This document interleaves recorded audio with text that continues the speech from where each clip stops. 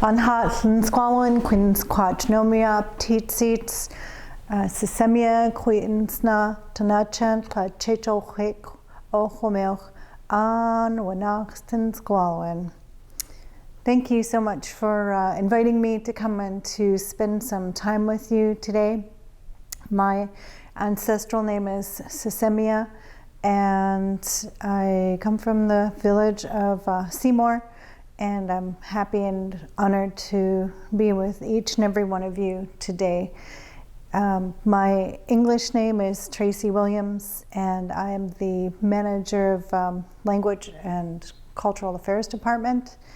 And I'm really excited to be here to talk to you about Squamish Snatchum, or Squamish language.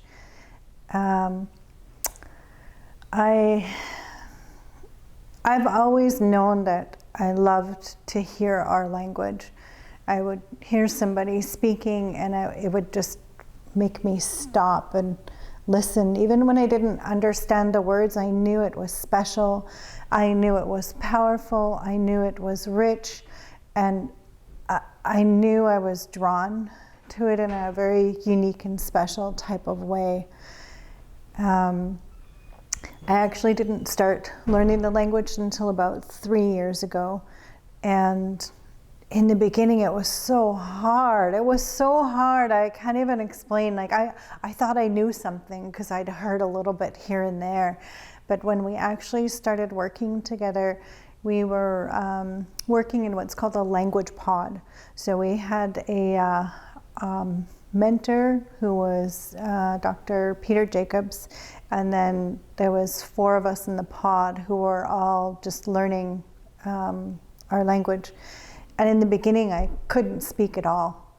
I was like, I thought I'd be able to say something like maybe a color or a number, which really doesn't do a whole lot when you're just trying to have a conversation. And so we would do what were called immersion sets, and we would try to spend like 10 minutes in the language, or whatever we could possibly do. And I found I did a lot of listening in the beginning and a lot of kind of squirming because I wanted to be able to say something, but I really didn't know how.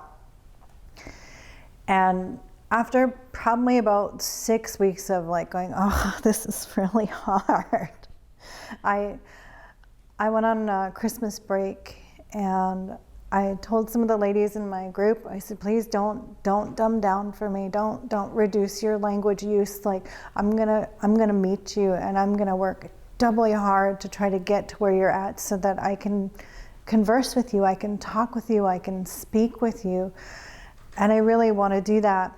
And I think over the holidays, I realized that I was like somebody who was sitting there kind of waiting for my teacher to, can you give me a word? Give me one word. Here, this will help me. Just one word.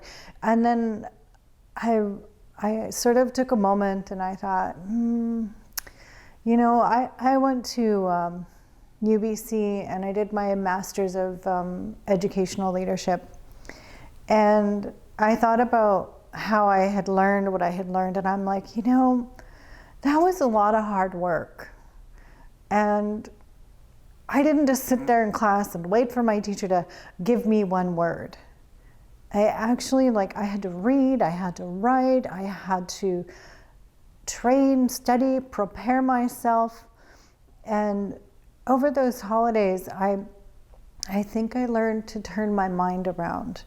And what I mean by that is I realized, this is really like my responsibility, that if I want to learn something, then I have to put in the time and the effort and the energy to be able to do that. And it doesn't mean I'm going to be great at it right away. It just means that I'm going to have to really put in the work that needs to happen in order to become a speaker. And that the only way for me to be in this type of job and to have any respect in this type of work is to learn how to speak. How can I tell people in my community, oh yeah, the language is fantastic, but I'm not going to learn it? It's not fair. I have to do the work, and I am doing the work, and it's changed me in so many ways that are really hard to express. And over that Christmas holidays, I started reading the dictionary, which, you know, under normal circumstances sounds really strange. Most people don't read dictionaries. I did. And I started on this path of like thinking, well, you know, there's a book here that has a lot of Squamish words in it that I can use. And so I kind of went on this crazy thing for a while, because then I was like, well, you know, I can Google, how do you learn a language? What do you do? What does it take? What do other people do when they look at other languages? So I started this whole thing, and my poor colleague who had to share an office with me, I filled the office with index cards. And I had I started creating words that were like domains. So one wall was like all about the weather, and there's a ton of weather words. And I would have like the Squamish on the cue card facing me, and then on the back I would have the English in case I couldn't remember the word. And then I had another section on family terms, so my whole office door was covered. And then I was like, wow, there's a lot of words around family, parents, grandparents, step-parents, cousins, and even that was a whole section. Behind me on the wall, I had a grammar wall, and in the dictionary there was sections about grammar, and I didn't understand it, but it didn't really matter. I wrote it down anyways. And then I went into the kitchen in the staff room, and I had like words for food, things for drink. I had words in the bathroom. I even had one wall for a friend of mine who liked to say funny words. So we had just one wall just for that alone. And my goal was to reach 1,000 words in Squamish, because I decided that if I could say 1,000 words, then I ought to be able to say something, one sentence something. And, you know, this doesn't include the complexity of like, past, present, future, like different ways of speaking. This was just me trying to be able to get a few things out. And eventually what I was doing is I'm like, okay, every time I get up to go get a coffee in the staff room, I have to go read that wall before I can have my cup of coffee. And I would have to say every word on that wall, and then I would allow myself to get a cup of coffee. And then I'd walk down the hall, and every time I walked in the door, I'd have to read the door that had all the family terms in it. Because the truth of the matter is that you can't learn language without vocabulary. At some point, you have to have a vocabulary to put to what you're trying to say. And I did this for months and months. And eventually when I realized like, okay, I think I know this word, I'm pretty good, I stole a whole other wall outside of my office.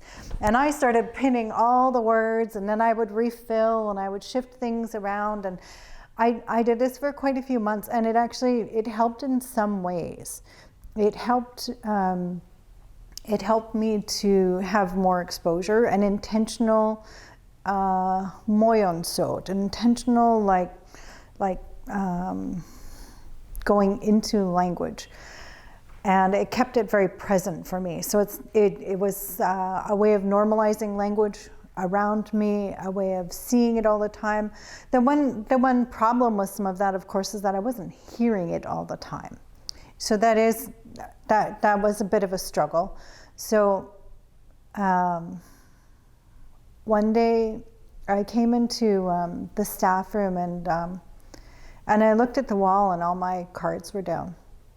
And somebody had taken them and threw them all in the recycling bin. And I stood at the wall, and I was so shocked. And my initial reaction was that I was really hurt that somebody would do that somebody would just take it like it was nothing and kind of, tear it down like that. But I had to really dive deep and think for a few minutes. And I realized that in some ways what I was doing was making some people feel really uncomfortable. And that wasn't my intention, but it's related to to the deep sorrow of language loss. And that person who took those cards down felt that pain of not being able to say the words, make the words, not knowing how to speak the way that our ancestors spoke.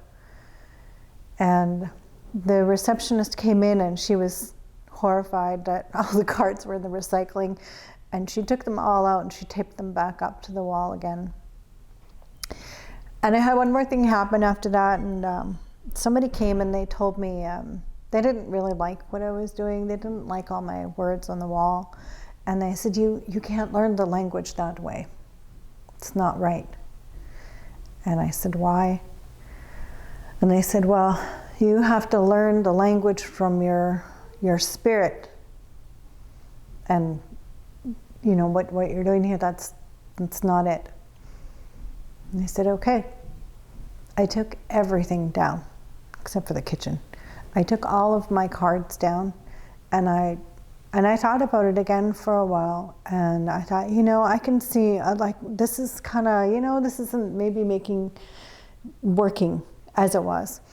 And I took them all down, I sorted them, I put them in stacks, and then I decided that, you know, there's a lot of ways to learn. And basically, index cards were not the only way. So then I started walking around with my phone. And if you know me, you will know that I am not a very technical person, but I learned how to record. So anytime I went out with Auntie Vanessa, I'm following her around with my cell phone, and I'd hit record because she was talking to me in the language, and I could record our conversations, and then I could go back and listen to it. So after that, I figured out how to get it onto Bluetooth so that when I was driving somewhere, I could listen to those conversations again and force my children to listen, who were in the car with me, who loved that. And then we were hearing more and more language. So even though it was different, it wasn't visual anymore. It was more auditory, I think is the word. And when I would go back and listen to these recordings, I would primarily hear us laughing.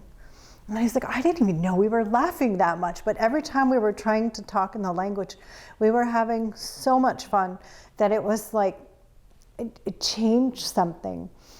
And I went out after a couple months, you know, I started trying, like really trying to say stuff now. So I was in the very beginning, and we went out for lunch together, and I was trying to explain something really complicated that was probably way beyond my capacity, but I was trying to tell my group that my husband had been shooting archery on horseback, and that's hard to say in English, much less Squamish. What I actually told them was that my husband was writing the dead, and that because sometimes the words were so close that I was like mixing up the words, and they all looked at me with these big eyes like, oh my goodness, like I can't believe you just said that. But it's all these parts of like, that's partially why we were laughing. It was partially a way of like, okay, well, clearly I was kind of, saying this wrong, or it wasn't quite right, but it was just part of the steps we had to take, and I had to have the courage to be okay with laughing at myself and be okay with kind of saying things not quite right. So as time went on, we kept working towards, it was like this realization that we could actually do it. See, I never thought I could do it. I never thought I could be a speaker. I never thought I could learn a language. And it was just a mental block. It was like, we could learn anything as human beings. And the more I kept kind of working towards this goal of learning our language, I was trying I was experimenting with different things. And one part that I realized fairly quickly, which I found was so powerful, was that our language is rich with land-based knowledge. ocean-based knowledge. I started looking at domains that were not like so much about the kitchen, but I started looking at medicine. And I was like, I'm going to go through the dictionary and I'm going to look for every word that has to do with medicine. And then I'm like, well, okay. And I don't mean pharmaceuticals. Like, I mean really like healing is kind of what I was looking at. And then I realized, well, you need words around, okay, well, what type of sickness do you have? And then I found so many words around spiritual healing that I was stunned. I was like, wow, this is beautiful.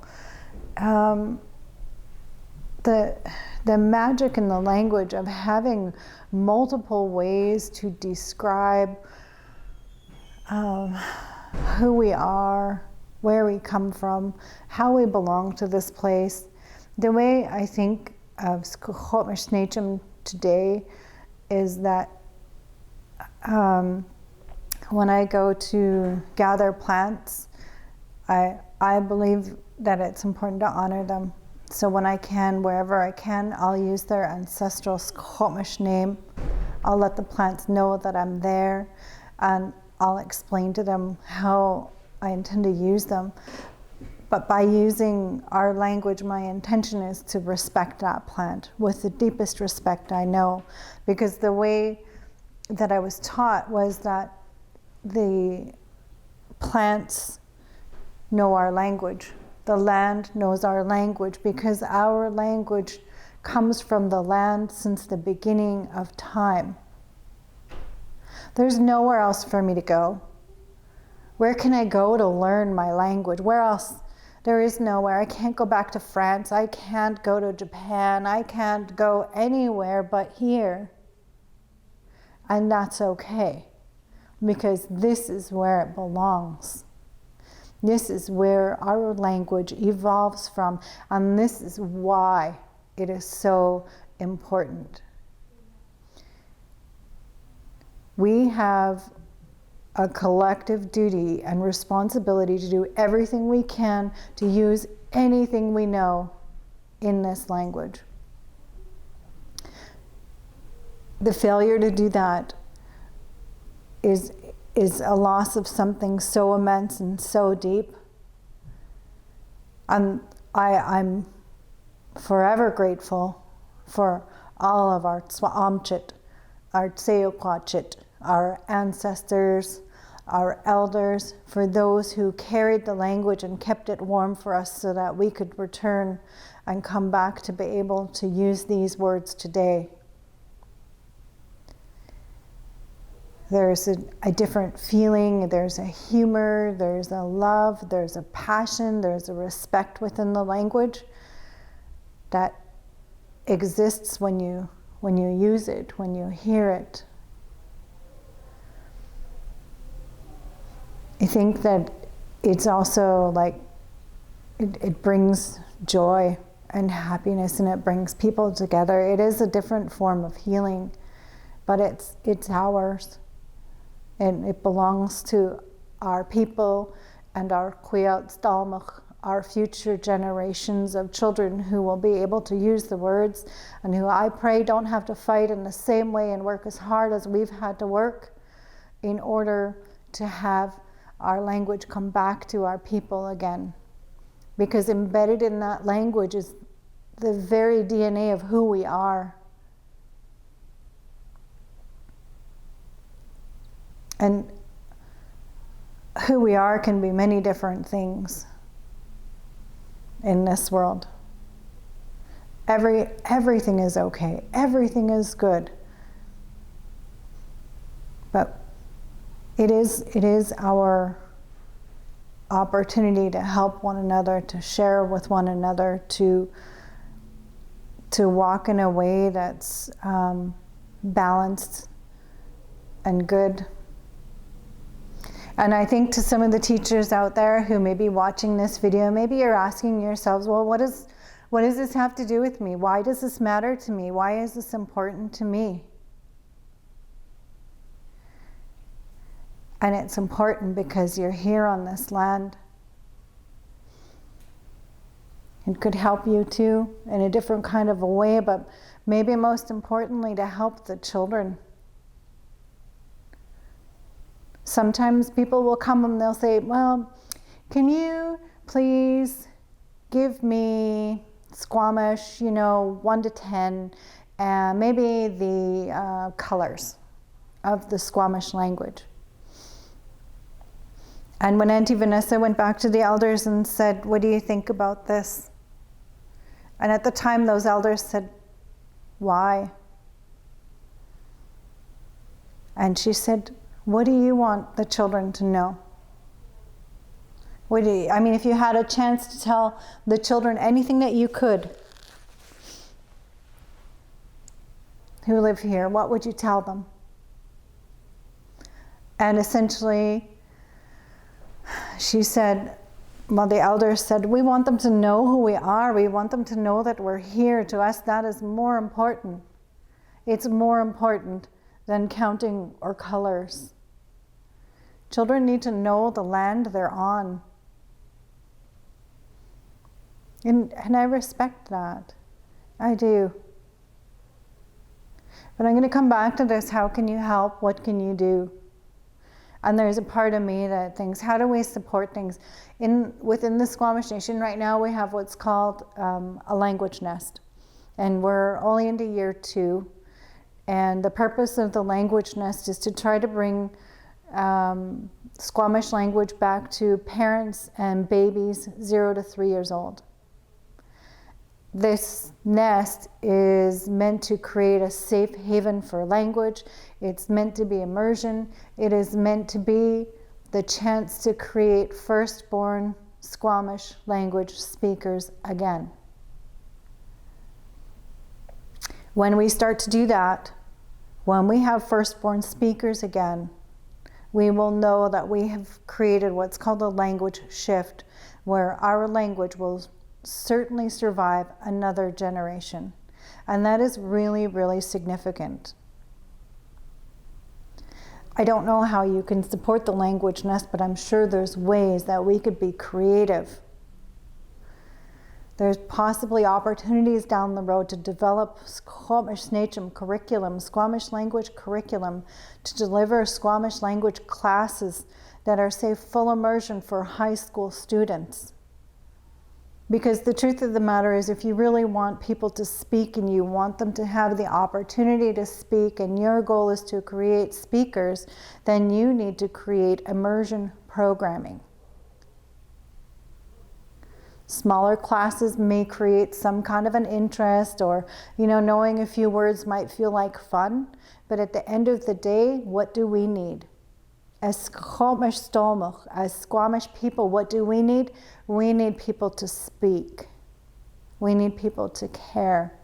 We need people to help uphold the work that is central to us with our goals and our priorities, which are to create speakers.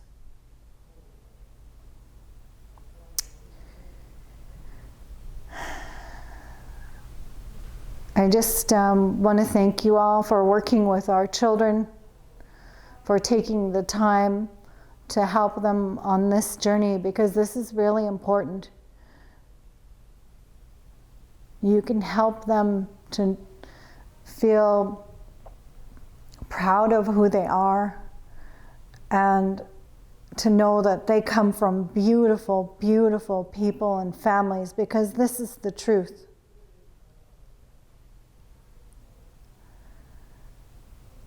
I'm really honored to spend time with you today to just share a little bit of the work that I've been doing and will continue to do for quite some time. I think I realized that in the beginning I was like, well, maybe in a year I'll be able to talk really well. Maybe after 1,000 words I'll be really good. And then I realized that that was actually not the case at all. That this was going to take many, many years. So while I can put together a sentence that's, pretty close to being accurate, I'm not fully fluent, I am not fully proficient. There's all these things to learn and to understand around language acquisition. Language acquisition for people of different ages and stages. So what you might expect from a baby will be different than what you would expect from, say, an adult new learner. And I really want to encourage you to reach out and to take those opportunities to learn what you can, to understand the land that you walk on, play on, maybe the ocean that you swim in, and just remember all of our people who've come here long before us. Chen Kun Men Tomi Tahat Tsetsap Tits Seats. Hoichuk.